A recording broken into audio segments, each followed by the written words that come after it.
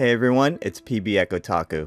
A bit of recent sad news if you're a fan of Rocky or the Mandalorian series. Carl Weathers, who played Apollo Creed in Rocky, Al Dillon in Predator, and most recently Greef Karga on The Mandalorian, passed away on February 2nd, 2024 at the age of 76. Fortunately, Carl Weathers died peacefully in his sleep. I don't know if this was coincidence or not, but while I was out the previous day, I saw a black label Greef Karga action figure on clearance at Gamestop, and I felt compelled to buy it. Previously, I only purchased action figures of Din Djarin and the Armorer from the same line. In addition, I got them both for very cheap. I like the Mandalorian design, which is why I got them, so I really had no interest in getting the other characters. Why bother with something else? Maybe it was because how likable Greef Karga was? Maybe it was because the action figure was on clearance sale? Who really knows? Anyways, I plan to do reviews of both Din Djarin and the Armorer, but for now, I'd like to review this Greef Karga action figure in honor of Carl Weathers. This action figure depicts Greef Karga as he appeared in the credits of Mandalorian Season 1, Episode 8. I wanted to keep the packaging intact as best as possible, and to do that, I used a hair dryer to undo the glue on the blister pack. As you can see, only small amounts of the glue peeled off the cardboard. I did kinda melt the plastic though. Here's the Greef Karga action figure. He comes with a pair of blasters and a galactic credit accessory. Alright, let's attach Greef Karga's blasters now. And there we go. Now that Greef Karga is dual wielding, let's try out the action figure's articulation. Both arms are technically capable of a 360-degree range of motion, but the right arm is slightly limited by Greef Karga's outfit. Moving on to the elbows, there's not much to report. They bend inward and that's all there is.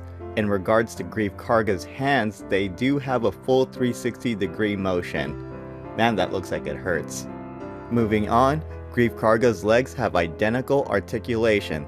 They move back and forth well and can fully rotate too. Ow, that had to hurt.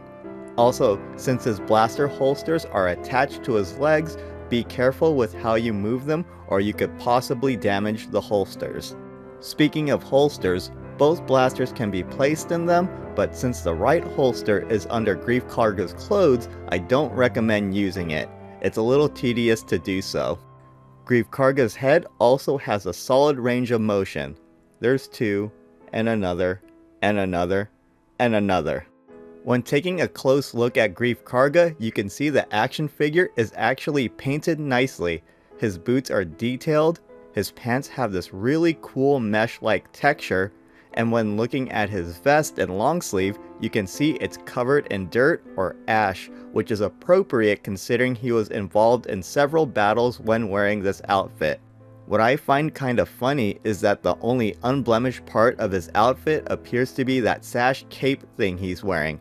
It looks high class and something he refuses to let get dirty. Another thing I wanted to touch on was the original price of this action figure. According to this price tag, GameStop sold this for $29. I bought this on a buy one get one free deal and effectively paid $4 for this action figure. When I looked at Best Buy, comparable action figures were priced at $24.99. Given the size and amount of accessories, that's a little too much for my liking. The most I would be willing to pay is $15. Value aside, this is still a great action figure and any Star Wars enjoyer would like this.